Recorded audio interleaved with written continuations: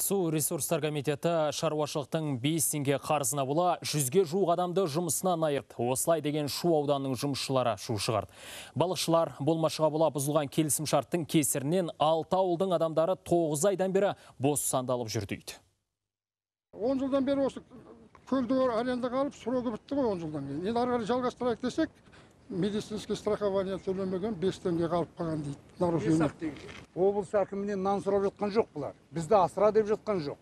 Пособие бер деп жатқан жоқ. Ауылымыздағы тұрған нәрседе неге күнделікті 1-2 балығымыз ұстап, отбасымызды асырамаймыз өзіміз дейді. Не үшін мұншама 9 ай бойына жауып тастап, бізді қаңғытып жіберді дейді.